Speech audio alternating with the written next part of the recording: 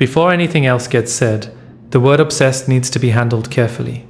Because when an avoidant is obsessed with you, it looks nothing like what obsession looks like in other people. It does not look like pursuit, it does not look like intensity, or declared feeling, or the kind of visible, undeniable preoccupation that the word usually implies. It looks on the surface like almost nothing, like mild interest at best, like someone who could take you or leave you, like a person who is, frankly, doing fine. And that surface, that carefully maintained, expertly constructed surface of apparent indifference, is the first and most fundamental mind game on this list. Because underneath it, something else is happening entirely. Something consuming. Something that their entire psychological system is now organized around managing, minimizing, and refusing to fully acknowledge even to themselves. The obsession is real. The performance of its opposite is also real. And living on the receiving end of that particular contradiction, loving someone whose feelings for you are large and largely invisible, is one of the more disorienting experiences available. This video is going to name what is actually happening. Each game, each mechanism, each layer of the dynamic. And then it is going to tell you the one thing that actually works against each of them, not as a manipulation, as a restoration of your own clarity. The first game is one that most people experience, but very few accurately name. It could be called the hot and cold switch, but that description is too simple for what is actually occurring. What is actually occurring is a deliberately, though not consciously deliberately, uneven distribution of warmth. There are moments of extraordinary connection, moments where the avoidant is fully present, fully engaged, where the conversation goes somewhere real and the warmth is genuine, and something between you feels unmistakably significant. And then with the timing that seems almost calibrated, the temperature drops. The availability decreases. The person who was just fully present becomes somehow unreachable, and the version of them that was so warm feels like it belonged to a different person or a different relationship entirely. The reason this functions as a mind game, despite being largely unconscious on their part, is what it does to your psychology. It trains your attention onto the moments of warmth. It makes those moments feel precious and rare and worth waiting for. It creates a pattern of intermittent reinforcement that is, as established in behavioral psychology, more binding than consistent reward. You are not becoming attached to them despite the inconsistency. You are becoming more attached because of it. The uncertainty is not a bug in the dynamic. It is, from the perspective of the avoidance attachment system, a feature. Uncertainty at a manageable level keeps you invested without requiring them to be consistently present. It maintains the connection at the temperature they can tolerate, while keeping you oriented toward them. How do you outsmart it? Not by trying to match the temperature game for game. Not by engineering your own hot and cold in return. You outsmart it by refusing to assign the moments of warmth more weight than the overall pattern deserves. By evaluating the connection not on its best moments, but on its average. By asking yourself honestly and without the filter of the last warm interaction, what is the consistent, daily, ordinary quality of this person's presence? Not what are they like when everything is right. What are they like when nothing particular is prompting them to be their best? That question, answered honestly, tells you more about the actual relationship than any single extraordinary moment ever could. The second game is subtler and in many ways more damaging. It is the game of almost, the perpetual, carefully maintained state of almost commitment. Almost ready, almost there, almost able to give you what you need. The relationship exists in a permanent state of potential, always on the verge of becoming something more defined, more secure, more fully expressed. But the verge never resolves into arrival. The almost never becomes actually, and you remain suspended in a state of anticipation that feels, from the inside, like hope and functions, from the outside, like a holding pattern. The almost is not accidental. It is the avoidant's most sophisticated relational tool, because it maintains the connection, keeps you present, keeps you invested, keeps the door open, without requiring the full commitment that would trigger the intimacy alarm. Almost commitment is close enough to feel real and ambiguous enough to be deniable. It gives you enough to stay on, but not enough to stand on. And the staying on, sustained by the hope that the almost will eventually resolve, can continue indefinitely as long as you remain willing to exist inside the uncertainty. The psychology underneath the almost is worth understanding precisely. The avoidant is not stringing you along in the calculated sense of someone who knows exactly what they are doing and has decided to exploit your hope. What they are experiencing is genuine ambivalence, The pull toward you is real. The fear of full commitment is also real. And the almost is the compromised position their system arrived at, close enough to feel the connection, far enough to feel safe from it. They are not being dishonest when they suggest the almost might resolve into something more. They genuinely, in those moments, feel the possibility. What they cannot tell you, because they do not fully understand it themselves, is that the possibility will keep receding at exactly the pace you approach it, because the approach is the thing that triggers the retreat. Outsmarting the almost requires a specific kind of clarity that is uncomfortable to maintain. It requires you to set an internal timeline, not an ultimatum delivered dramatically to them, but a private, honest reckoning with yourself about how long you are willing to live inside the uncertainty. Not forever, not even for as long as the hope feels sufficient.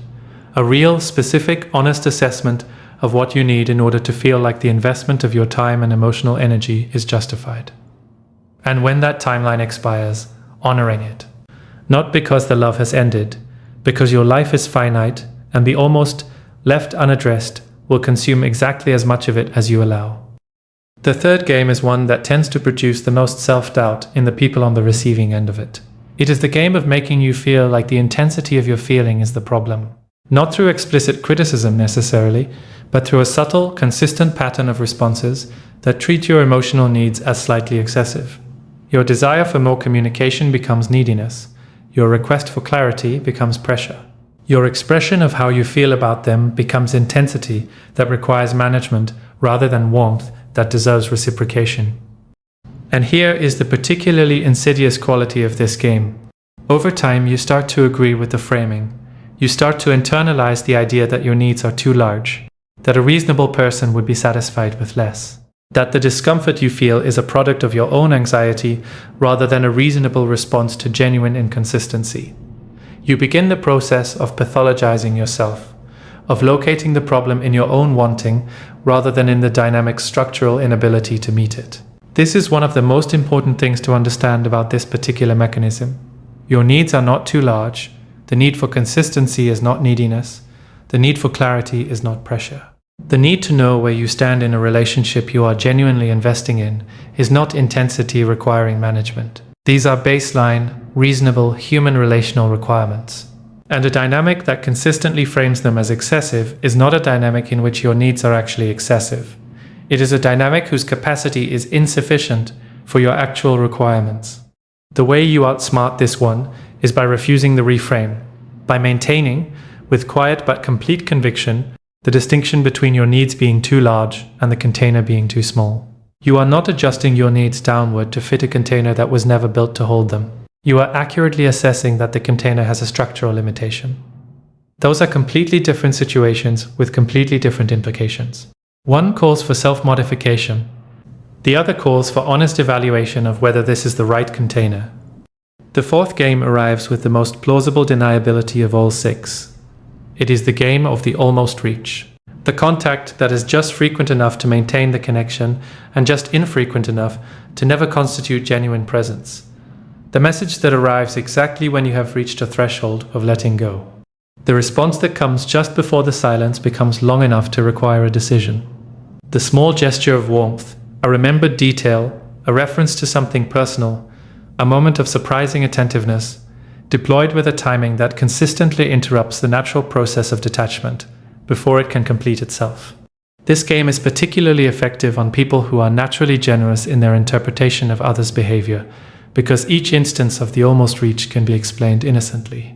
They were thinking of you. They wanted to check in. They saw something that reminded them of you. Each individual instance is benign. The pattern, however, is not. The pattern is the consistent, reliable, almost eerily well-timed interruption of your process of moving on. As if their system, unconsciously, without deliberate monitoring, is somehow attuned to the precise moment your investment dips below a certain threshold and sends a recalibrating signal. This is not as mysterious as it sounds. The avoidant, even while maintaining distance, is tracking the connection, not consciously and not constantly, but at the level of the nervous system, which is monitoring attachment-relevant information the way it monitors all survival-relevant information, below the level of conscious awareness, continuously, automatically. When the signal that you are still there and still oriented toward them diminishes sufficiently, something activates. not a conscious decision to reach out, an impulse, a sudden thought of you. A feeling of wanting to make contact that feels from the inside, genuine and spontaneous and unrelated to any strategic calculation. It is genuine. And it is also the attachment system doing its job, maintaining the connection at the level required for the avoidance emotional security without escalating to the level that would trigger the intimacy alarm. Both things are true simultaneously. Outsmarting this requires you to evaluate the reach not by how it feels when it arrives. It will feel good, it will feel like evidence of something, it will temporarily restore the hope, but by what it produces over time. A genuine reach from someone who is moving toward availability rather than maintaining a managed distance produces change. It is followed by something different than what preceded it. The almost reach produces more of the same, the warmth, then the distance, then the warmth again, with no structural change in between. And that absence of structural change, however warm the individual moments are, is the data. That is what you are reading, not the message, the pattern. The fifth game is the one that tends to surface later in the dynamic, once sufficient investment has been established on your side. It is the game of comparative diminishment, the subtle, deniable introduction of information or implication that makes you feel slightly less secure in your own value relative to them. A mention of someone else's interest in them. A reference to how uncomplicated their life was before things became involved. A comparison, never direct, always implicable, that positions you as the one who needs this more, who is more invested, who would be more affected by its ending. The function of this game is to rebalance the perceived investment ratio in the avoidance favor. Because genuine mutual investment, the experience of mattering equally to someone, of the connection being symmetrically important, is exactly the condition that triggers the avoidance alarm system. Equal investment means equal vulnerability. Equal vulnerability means the cost of loss is equally distributed, and that cost, if it were fully felt, would be devastating in the way the avoidance entire psychology has been organized around not being devastated. So the system generates a corrective, something that restores the feeling of being less invested than you, of caring but not as much, of being here but not needing it, of the relationship mattering but not being irreplaceable. The comparative diminishment achieves this by subtly positioning you as the one with more to lose, which re-establishes in the avoidance internal accounting the safety of asymmetry. Outsmarting this requires an almost physical resistance to the invitation to compete for their regard, because the game works by pulling you into the position of proving your value, of demonstrating worthiness, of responding to the implied comparison by working harder to distinguish yourself, to be more impressive, more indispensable, more worth choosing over whatever alternative is being implied. And every step you take in that direction confirms the asymmetry the game was designed to create. The outsmarting is the refusal to step, the grounded, quiet, complete refusal to audition for a role in your own relationship. Your value does not require demonstration. The person who requires the demonstration is telling you something important about how they see you, and about how they need you to see yourself in order to maintain the balance the dynamic requires. The sixth game is the most sophisticated of all of them, and it is the one that is most likely to be mistaken for genuine intimacy. It is the game of selective vulnerability, the carefully chosen moment of openness, the disclosure that feels rare and precious, the admission that seems to cost them something, the glimpse behind the wall that arrives just when the distance has become almost unbearable. It is the game of being let in just enough to feel chosen, just enough to feel like you are the exception, like you are the person they finally, after everything, decided to trust. And the letting in is real. That is what makes this the most difficult game to see clearly. The vulnerability, when it arrives, is genuine. The moment of openness is not performed. When an avoidant shows you something they rarely show, when they speak about something painful from their history, when they drop the composure for a moment and let you see the actual person underneath the managed exterior, that is real. It costs them something. It is not calculated in the conscious sense, but the timing and the function of it are worth examining, because the selective vulnerability almost always arrives at a specific moment in the dynamic. It arrives when the distance has pushed you to a threshold, when you are close to stepping back, close to accepting the limitation as the final answer, close to releasing the hope that there is more available than what has been consistently shown. And in that moment, with an almost impeccable instinct for when the connection needs repair, they open.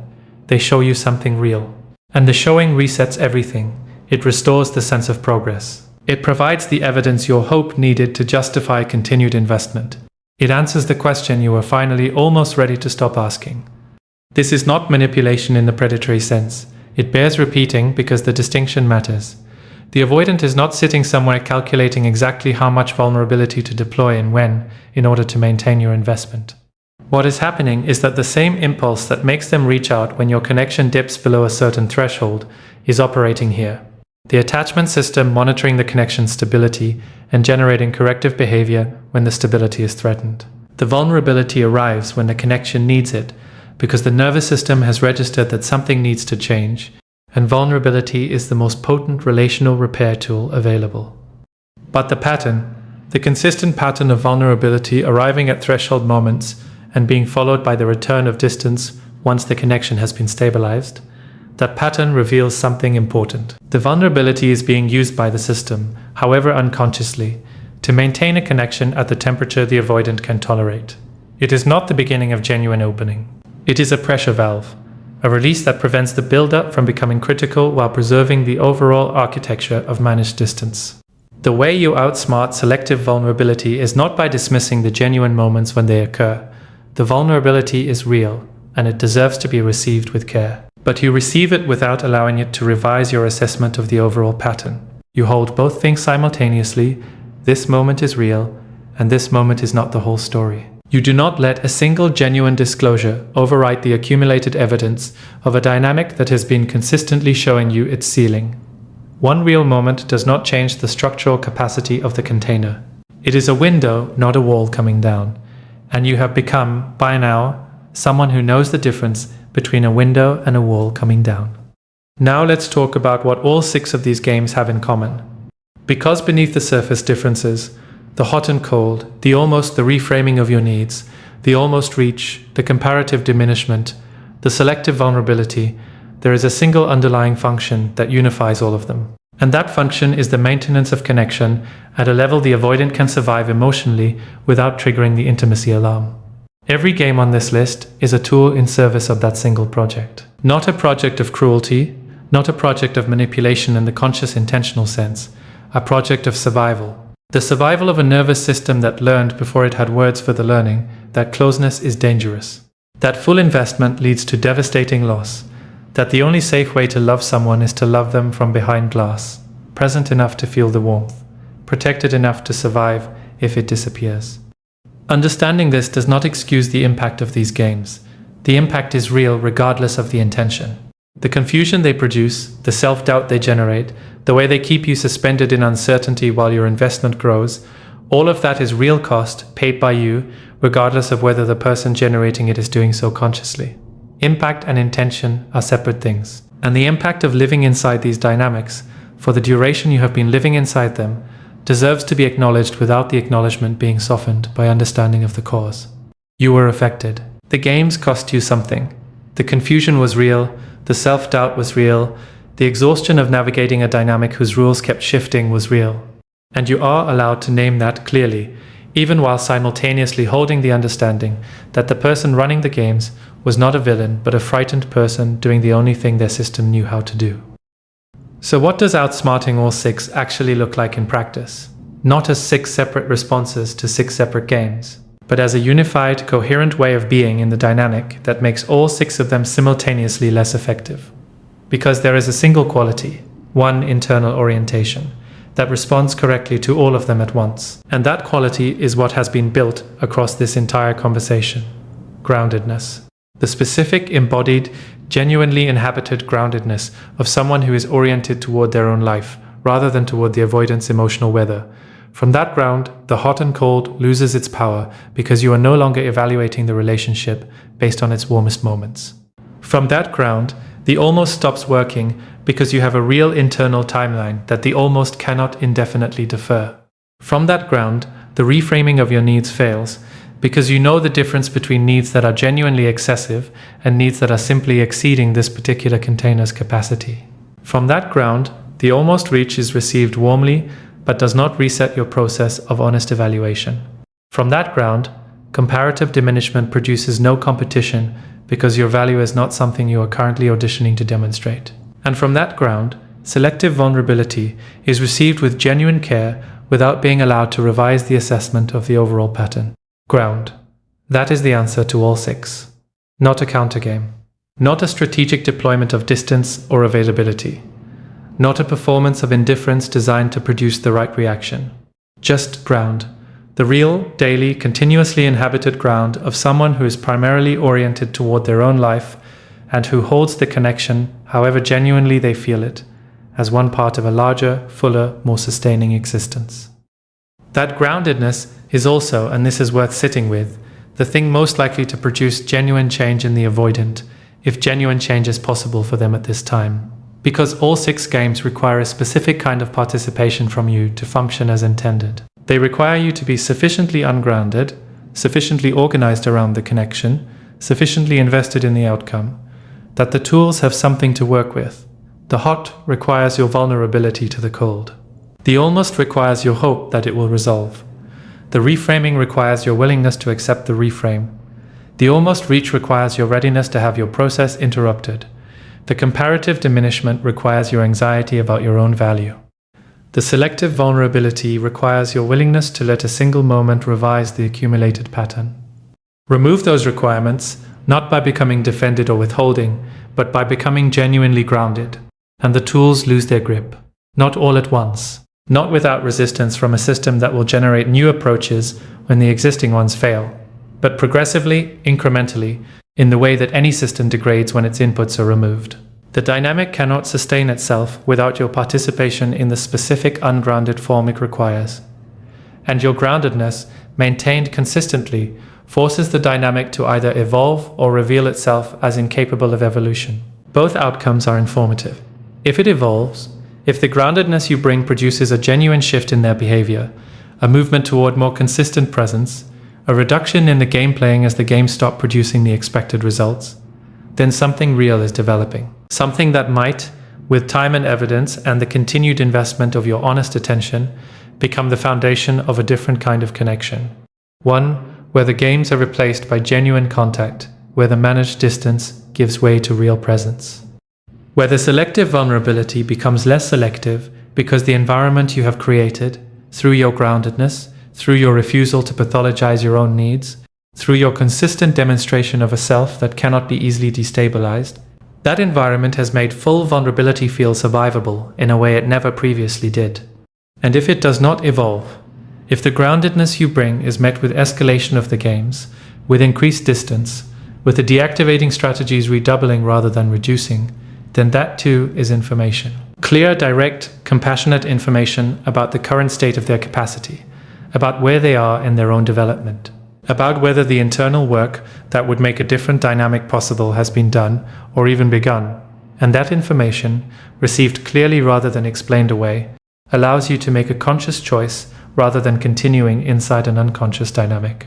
The conscious choice, that is what all of this has been moving toward. Not the manufactured appearance of not caring, not the strategic deployment of your own distance to produce a desired reaction. Not the exhausting project of trying to love someone into a capacity they have not yet built. The conscious, grounded, fully informed choice about what you are actually doing here, and why, and whether it is genuinely serving the life you are in the process of building. You have everything you need to make that choice. You have the understanding of the games and what drives them. You have the recognition of your own patterns and what made you available to be pulled into the dynamic in the first place. You have the ground, built through everything this conversation has covered, through everything your own experience has taught you, that makes the choice possible from a place of clarity rather than confusion. The avoidant who is obsessed with you and running these games simultaneously is not a simple person. They are not a straightforward case of someone treating you badly who you should simply leave. They are a genuinely complex human being whose love for you is real and whose fear is equally real and whose games are the desperate, unconscious, ultimately self-defeating attempts of a frightened attachment system to have both the connection and the safety from it at the same time. That complexity deserves compassion. It also deserves honesty. The compassion without the honesty produces continued participation in a dynamic that costs you more than it returns. The honesty without the compassion produces a hardness that would be its own kind of loss. The combination, clear-eyed compassion, compassionate clarity, is the stance that serves you best, that sees them fully, without illusion, and without judgment. That sees yourself fully, without self-criticism and without denial. That holds the whole complicated truth of what this is, and makes a decision from that fullness rather than from the partial view available inside the hope or inside the hurt. You are capable of that decision.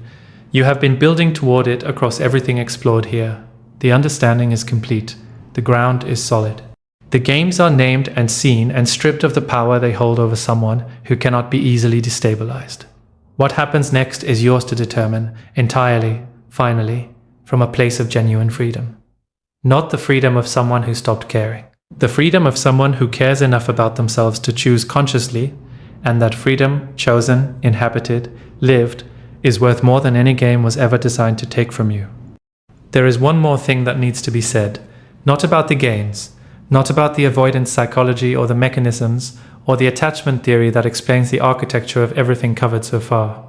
Something more personal than that. Something directed specifically at you, at the person who has been sitting with all of this, absorbing it, recognizing themselves in it, feeling the particular combination of relief and grief that comes with finally having language for something you have been living without language for. You came to this conversation carrying something, not just curiosity about avoidance psychology, something heavier than that, the specific particular weight of someone who has been trying to understand an experience that resisted understanding, who has been turning the same questions over for longer than felt reasonable, who has felt, at various points, confused and self-doubting and exhausted and still, despite all of it, unable to fully release the connection that produced all three. You came here because something in you needed clarity more than it needed comfort. And that, the choosing of clarity over comfort, is one of the more courageous things a person can do when they are in the middle of something that hurts. That courage deserves acknowledgement, not as a performance of validation, as a genuine recognition of something real. Because here is what the courage to seek clarity actually means in practice. It means you were willing to look at the dynamic honestly, even when the honest view was less flattering to your hope than the alternative interpretations you could have maintained. It means you were willing to sit with information that complicated the story rather than simplified it. It means you chose understanding over the particular comfort of remaining inside a hope that required not knowing to survive. And that willingness to know, even when knowing is harder than not knowing, is not something everyone brings to their own experience.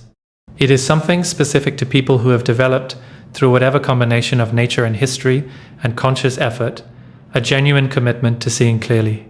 That commitment is a form of integrity. The integrity of someone who refuses to lie to themselves, even when the lie would be temporarily kinder. And it is also, in the long run, the most self-loving thing available. Because clarity, however uncomfortable in the short term, is the only foundation on which a genuinely good life can be built. Hope built on not knowing is hope built on sand. It feels like solid ground until the tide comes in. Clarity, even when it is painful, is the bedrock. The thing that holds when everything else shifts. You have been building on bedrock throughout this entire conversation. And the bedrock is not just the understanding of avoidance psychology, though that understanding is genuinely valuable and will serve you in ways that extend far beyond this particular relationship. The bedrock is the self-knowledge that has been accumulating alongside the understanding, the growing, specific, embodied awareness of your own patterns, your own history with love, and what it taught you about what love is supposed to feel like, your own particular vulnerabilities, the places where the dynamic found purchase, where the hope was most resilient, where the self-trust was most easily overridden. That self-knowledge is not comfortable to acquire. It requires a quality of honest self-examination that most people avoid most of the time because the examination surfaces things that are easier to leave unexamined. Old decisions, old stories about what you deserve and what love requires, and what it means when someone treats you in a way that falls short of what you need. Those stories were written early.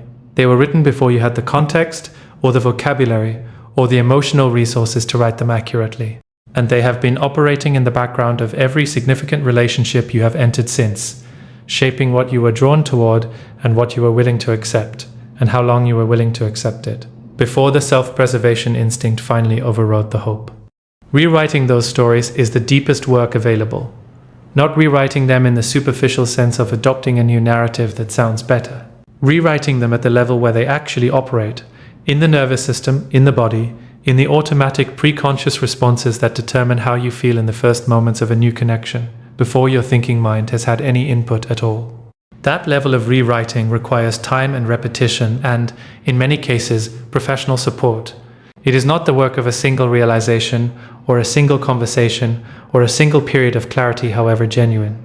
It is the work of a sustained, patient, honest engagement with your own interior that happens over months and years rather than days and weeks.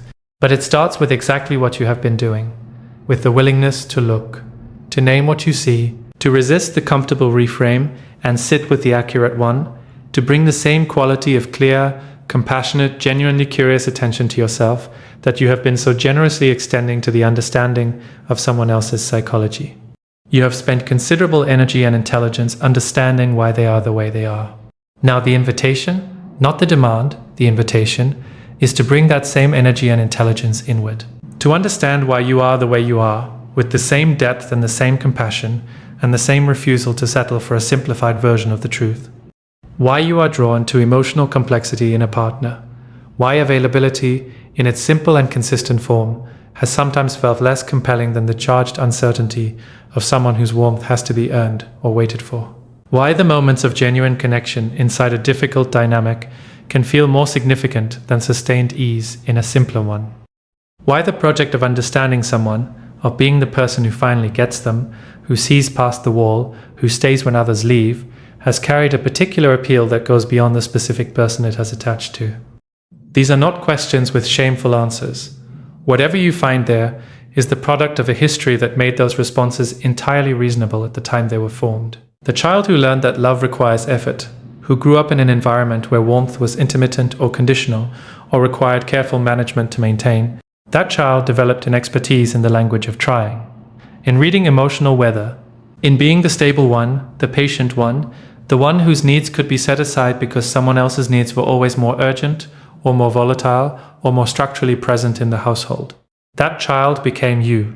And you brought that expertise, that fluency in the language of managing yourself in relation to someone else's emotional complexity, into every significant relationship. Not as a flaw. As the most sophisticated tool available for loving people who were, in various ways, difficult to love. And it served you in a certain sense.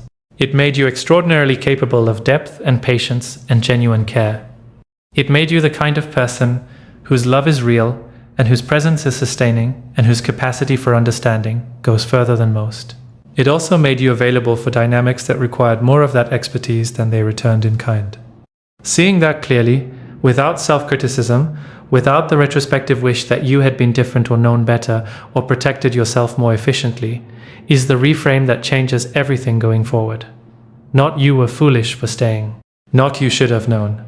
But you brought something extraordinary to a situation that was not built to honor it, and the mismatch was not a verdict on your worth. It was a mismatch. A structural incompatibility between what you carried and what the dynamic could hold. The carrying was never the problem. The direction it was pointed was the variable. And the direction is changing.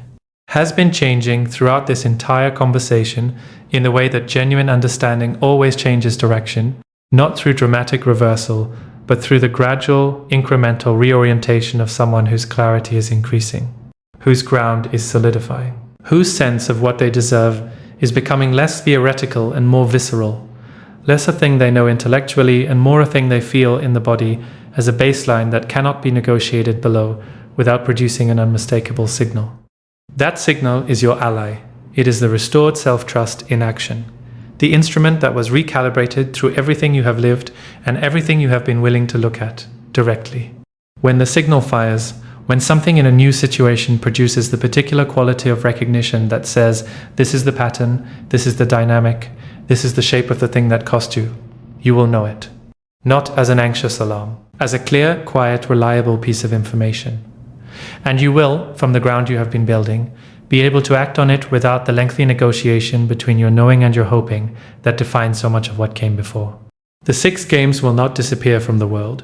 Avoidant attachment is common enough, and the dynamics it produces are recognizable enough that you will encounter versions of these games again, in potential partners, in friendships, in professional relationships, In any significant connection where someone's fear of genuine intimacy produces the management strategies that have been so thoroughly examined here, the games do not require the specific person who introduced you to them. They are features of a psychological style that exists in enough people that fluency in recognizing them is genuinely protective. But fluency in recognizing them is not the same as immunity to them. The recognition can be clear and the pull can still be real. Because the pull is not primarily about the games themselves, it is about the attachment that exists alongside the games.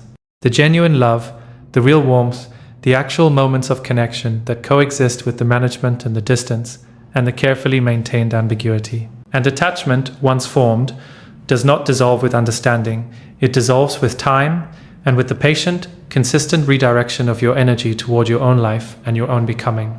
So when the pull is real, when someone activates the old dynamic and the recognition fires, and you feel both the clarity and the wanting simultaneously, that is not a failure. That is the human condition in its full complexity. The work is not the elimination of the wanting. The work is the maintenance of the ground, even in the presence of the wanting. The ability to feel the pull and remain oriented toward your own life. To hold the complexity without being destabilized by it. To choose, from genuine freedom, what you do with what you feel.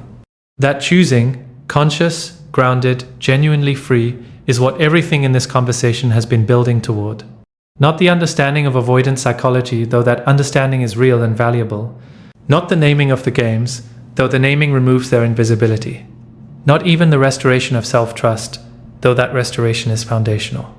All of it has been building toward the single, simple, profound capacity to choose.